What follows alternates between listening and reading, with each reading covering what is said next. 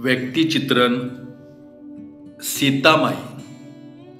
महिनाभर ती मांजराच्या पाठीमाग दगड घेऊन लागत होती. का तर त्यानं कोकिळेची चिंचेच्या झाडावरची पिलं मारली. त्याला सोडणारच नाही म्हणायची. अशी ही सीता मावशी. तिचा मुलगा तिला समजवायचा, अगं आई, त्या मांजराचा पाठलाग सोड. तुला कधीच सापडणार नाही ते. कसं सापडत नाही तेच बघते. त्याला खायला मी काय कमी केले तेव्हा त्यानं ती चिमुकली पिलं मारली. अगं, हा निसर्ग नियम आहे. पशु पक्षी त्यांच्या मर्जीनुसार वागणार, थोडीच तुझ्या मर्जीनुसार वागणार. का नाही वागणार? मी या घराची मालकी नाही. समद्यानी माझ्या म्हणण्याप्रमाणे वागलं पाहिजे. तुला मी सांगते, त्या मांजराची कंबर मोडल्याशिवाय राहणार नाही मी. आईचं वाक्य ऐकून राजा हसत हसत बाहेर पडला. त्याला माहिती होतं आई तिचंच खरं करणार. ती कुणाचं ऐकणार नाही. एके दिवशी ती आतल्या दरवाजातून पळतच बाहेर आली. तो घाबरला. अगं आई, एवढ्या जोरात पळत आलीस? तुझं वय झाले, काहीतरी लागेल, सावकाश. अरे थांब रे, दारात बऱ्याच दिवसांनी चिमण्या आल्यात. थंडस तांदूळ टाकते. अगं टाक ना. मी काही नाही म्हणतो का, पण थोडं सावकाश. हे बघ, तुम्ही सारेजण मला भीती घालू नका. सावकाश चालायला मला काय परमेश्वरानं लाकडाची बनवल्या का लगेच मोडायला? त्या चिमण्या परत येतील का? एकतर अलीकडे चिमण्याच दिसत नाहीत आणि तुमची विनाकारण बडबड बडबड. ठीक आहे बाई, काही नाही म्हणत. मग झालं. ती बराच वेळ चिमण्यांना तांदूळ टाकत होती. अंगणातून चिमण्या जाऊच नयेत असं तिला वाटत होतं.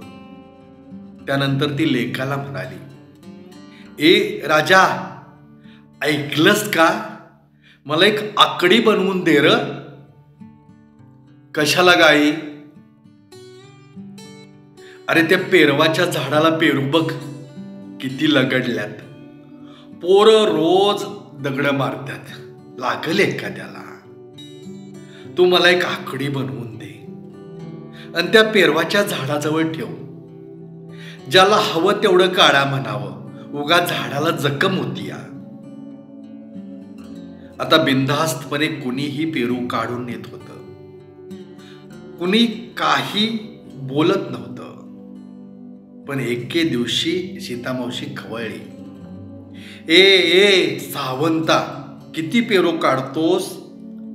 अरे मर्दा, तू आणि तुझी बायको, तुला ना मूल ना बाळ, मग 30 पेरू कशासाठी? अरे मी आकडी करून घेतली सर्व्यासाठी. कुणी यावं, 1-2 पेरू काढावं, सगळ्याला त्याचा फायदा व्हावा. आणि तू लेका एवढं पेरू काढलंस, हे काय बरं नाही बघ. नाही सीतामावशी, चुकलंच माझ. पुन्हा नाही चुकी करणार. असू दे, 2च घे. तुला 1 आणि तुझ्या बायकोला 1. बाकी तिथंच ठेव. सावंता निघून गेल्यावर तिनं सारं पेरू पदरात घेतलं. रस्त्यावर उभी राहिली आणि शाळा सुटल्यावर प्रत्येक पोराला 1-1 पेरू वाटला. परड्यात पिकणारी कुठलीही वस्तू विकणं सीतामावशीला मान्य नव्हतं. अरे परमेश्वरानं दिलंय, थोडासा तरी दान धर्म करूया की. जे दिसल ते वाटून टाकायची. अगं आई, तू पेरू फुकट वाटतेस, शेवग्याच्या शेंगाई फुकट देतेस. अगं निदान पडलेला नारळ तरी ठेव. तुझ्या पुढं कुणाचंच काही चालत नाही. नाही चालणार. या घराची मालकीण आहे मी. माझा दरारा चालणारच. आणि वाटलं म्हणून काय बिघडलं तुमचं? आपलं नशीब समजा कृष्णामाई आपल्या परड्यात आहे. उठावं आणि मोंजळीनं नदीतलं पाणी घ्यावं. अरे राजा, आपण नदी काठावरली माणसं. कृष्णामाईनंच पिकवलंय, तिचंच आहे सारं. मग नको वाटायला? ती कशी साऱ्या मुलखाला पाणी वाटत्या का नाही? तिच्या मानानं काय दान धर्म केला रे मी? बरं बाई, तुझंच खरं. अशी ही सीतामाई. तिनं घरासाठी 10 पोती बसतील एवढं धान्य साठवायचं बॅरल घेतलेलं. तिच्या घरात काही कमी पडलेलं तिला कधीच आवडलं नाही. घर कसं अन्नधान्यानं भरून असावं. कुणी बी आयाबाया मागायला आल्या तर कधी नाही म्हणायला लागू नये, हा तिचा रिवाज होता. एकदा नदी काठावर बीड जिल्ह्यातली उसाची टोळी आलेली. 15-16 कुटुंब. साऱ्यांनी पालं टाकलेली. अजून ऊसतोडीला सुरुवात नव्हती. सारं जगणं मुकादमच्या जीवावर. मुकादमनं घात केला. कारखान्याकडून मिळालेली 3 लाख उचल घेऊन त्यानं पोबारा केला.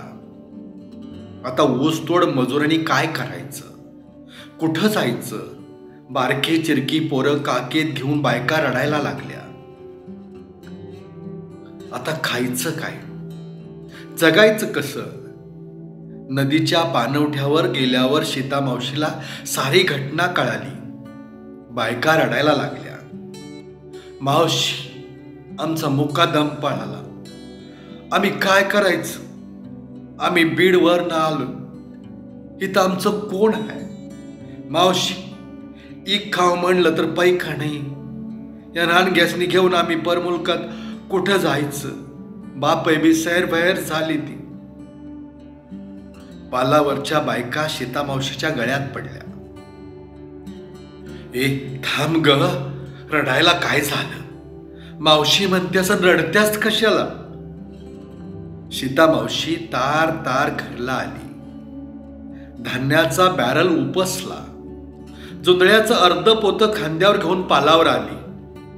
जावा, दळून आणा जावा. लेकरा बाळासनी उपाशी ठेवू नका. अशी ही सीतामाई. 7 भावात एकटीच. 6 फूट उंचीची, धिप्पाड देहयष्टीची, गोरी पान, कपाळ भरून कुंकू लिवायची, लांब सडक नाक, गळा दागिन्यानं भरलेला, टोपाच्या पदराची हिरवी साडी आणि कोपरा बरोबर झंपर. तिच्याकडे पाहतच राहावं असं तिचं व्यक्तिमत्व. तिला सारेजण सीता मावशी म्हणायचे. तिचं माहेर कवटे महंकाळ. ती सांगायची तिचे भाऊ 6.5 फूट उंच. त्यांना धोतर पुरतच नव्हतं. गुडघ्याच्या खाली 4 बोटच यायचं. त्यांना शर्ट शिवायला प्रत्येकाला 3 मीटर कापड लागायचं. प्रत्येकाचं वजन 100 किलोच्या पुढं. अशा 6 भावांची मी सीता बहीण हाय असं ठासून सांगायची. वाघाला दाव लावतीली असं भाऊ होतं माझं, अभिमानानं बोलायची. सीता मावशी खूप ढानक होती. नदीकाठची माणसं टगेगिरीतली. पण सीता मावशीच्या व त्यांच्या घराच्या वाट्याला कोणी जात नव्हतं. रस्ता ओलांडून अलीकडे यायचं कुणात धाडस नव्हतं. म्हातारी नुसती आराडली तरी एखाद्याची छाती फाटल असा तिचा आवाज होता. सारे तिला वचकून असायचे. तिचा कायदा फार कडक. ओट्यावर कुणाचं चप्पल आलेलं तिला खपत नसे. पाणी वाया घालवलेलं, जेवण फेकून दिलेलं तिला आवडत नसे. रोज पहाटे 4:30ला उठायची. सारं घर अंगण साफ करायची. दारातल्या झाडांचा पालाही तोडवायचा नाही असा तिचा शिरस्ता होता. एखाद्या दिवशी जैन बस्तीतला स्पीकर नाही ऐकू आला, अजान नाही ऐकू आली, तर मुलाला विचारणार, राजा आज झोपलीत का र? जैन आणि मुसलमानाची माणसं, देवाची आठवण नाही झाली वाटतं. अगं आई, आज स्पीकर बंद असेल. रोज संध्याकाळी नित्य नेमानं भजन म्हणायची, ऐकायची. उगवणाऱ्या आणि मावळणाऱ्या सूर्याला दररोज नमस्कार करायची. एखाद्या वाटसरूला तिनं जेवण घालावं. एखाद्या भंगारवाल्यानं बहुरुप्यानं येऊन हक्कानं सीता मावशीला, मावशे जेवायला वाढ म्हणावं व मनसोक्त जेवावं. नदीवर मासं पकडायला येणारी पोरं कधी कधी उपाशी जायची. मासं नाही घावलं तर कयंगटून जायची. सीता मावशे आज मासं घावलंच नाही ती बघ. उगा 2-4 चिंगळ्या, जेवायला वाढणं, लई भूक लागल्या. दररोज मासे पकडणाऱ्यांच्यात व तिच्यात एक गट्टी जमलेली. तिला फक्त एकच नातं माहीत होतं, मायेचं, ममतेचं. मला 2च जाती माहीत आहे त्या म्हणायची, एक स्त्री आणि दुसरी पुरुष. तिच्या मनात कसलाही भेदभाव शिवला नाही. महापुराच्या पाण्यानं अख्ख्या गावाला वेढा दिलेला. तिचा पायच घरातनं निघेना. कृष्णामाईच्या मनात असल तसं होऊन दे. आयुष्यभर तिनं आपल्याला जगवलं. तिला राग आला असल, आज ना उद्या तिचा राग येईल कमी. घर सोडायचं नाही, आपण तिची लेकरं आहे. पुराच्या पाण्यानं कित्येक साप आलेले, अगदी घरात घुसून बसलेले, पण तिनं कधीही सापाला मारू दिलं नाही. त्यानं तुला काय केले? पुरामुळे बिचारी सैरभैर झाली ती. आपल्या घरात पाणी शिरल्यावर आपण नाही का सैरभैर झालो? मारू नको. त्या साप पकडणाऱ्याला बोलव आणि नदीला करंजीत सोडून ये म्हणावं. बुलबुल पक्ष्यांची पिलं वाचावीत म्हणून दिवसभर घरट्याजवळ काठी घेऊन बसणारी सीता मावशी मांजराला बघून म्हणायची, इथं येच, तुझी कंबर मोडल्याशिवाय आज राहत नाही. मांजर मात्र सीता मावशीकडे पाहत लांबनच पळायचं. वयोमानानं आता ती थकली होती. तिच्या धन्याचं निधन झाल्यावर मात्र ती हबकली. बराच वेळ म्हणायची, तुम्ही माझ्या अगोदर का गेला? आपल्या मालकाची पेन्शन आणणं तिला मान्य नसायचं. अरे राजा, मला एकलीला काय लागतं र? कशाला पेन्शन? अलीकडं तिचं कशातच मन लागत नव्हतं. रोज काहीतरी घेऊन पक्ष्यांना खाऊ घालत बसायची. तिचं मात्र जेवणावरनं मनच उडालं होतं. एकांतात टक लावून बसायची. अगं आई, रोज किती पक्ष्यांना खाऊ घालणार? अरे राजा, मी खाऊ घालते म्हणून ती येत्यात. कधीतरी म्हणायची, थोडं पाठीत दुखतंय. अगं आई, चल डॉक्टरांना दाखवूया. मला त्या डॉक्टराची भीती वाटत्या. मी नाही येणार. मी चांगली ठणठणीत आहे. मला काही होणार नाही. थांब, बघ किती ऊन तावतंय. थोडं चिमण्यांना पाणी घेऊन येते. केव्हापासून त्यांचा चिवचिवाट चाललाय. भिंतीवर ठेवलेल्या मडक्यात तिनं स्वतः पाणी ओतलं. राजा, आज लईच गदमत्तय म्हणत कलंडली. ती पुन्हा उठलीच नाही. बाहेर मात्र पाखरांचा चिवचिवाट जास्तच वाढला होता. धन्यवाद.